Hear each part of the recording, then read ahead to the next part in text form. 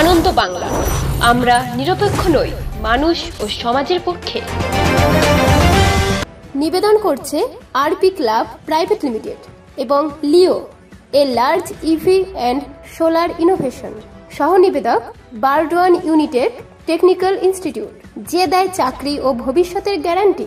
পূর্ব বর্ধমান জেলার পূর্বস্থলী 1 নম্বর ব্লক মহিলা তৃণমূল কংগ্রেসের ডাকে আরজিকর হাসপাতালের নৃশংস ঘটনায় দোষীদের ফাঁসির দাবিতে এবং বিজেপি ও সিপিএম সহ বিরোধীদের সারা রাজ্য জুড়ে অরাজকতা সৃষ্টি করার প্রচেষ্টার প্রতিবাদে শুক্রবার নাদনঘাট থানার অন্তর্গত নসরতপুর পঞ্চায়েতের হাট সিমলা থেকে গোয়ালপাড়া পর্যন্ত একটি মহামিছিল অনুষ্ঠিত হল।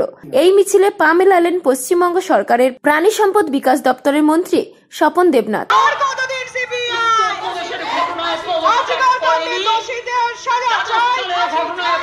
পূর্ব বর্ধমান জেলা পরিষদের কর্মাধ্যক্ষ আরতি খান, পূর্বস্থলী 1 নম্বর ব্লকের পঞ্চায়েত সমিতির সভাপতি দিলীপ মল্লিক, কালনা 1 নম্বর পঞ্চায়েত সমিতির সভাপতি শ্রাবণী পাল সহ অসংখ্য জনপ্রতিনিধি এবং অগণিত দলীয় কর্মী সমর্থকেরা। মন্ত্রী স্বপন দেবনাথ বিরোধীদের উদ্দেশ্যে অনুরোধ করে বলেন, শান্ত বাংলাকে অশান্ত করার চেষ্টা করবেন না।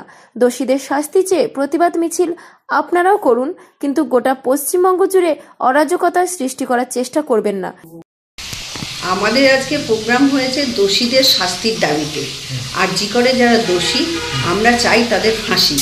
এবং আমরা মহিলারা, পূর্বস্থলী 1 নম্বর ব্লকের মহিলারা সবাই মিলে আজকে আমরা পায়ে পায়ে হেঁটেছি। আমাদের মিছিলটা আমরা স্টার্ট করেছি নসরপুরের পথের সাথী থেকে নসরপুর অঞ্চলে গোয়ালপাড়া পর্যন্ত, প্রায় 3 থেকে 3.5 কিলোমিটার।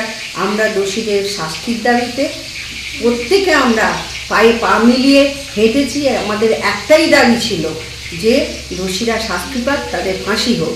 আমাদের এছাড়া আমাদের সঙ্গে ছিলেন আমাদের মন্ত্রী, আমাদের রাজনৈতিক অভিভাবক স্বপন দেবনাথ মহাশয়।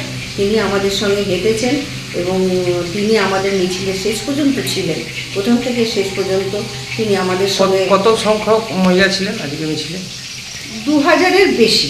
পূর্বস্থলী থেকে দেবাশিস ঘোষের রিপোর্ট, আনন্দ বাংলা।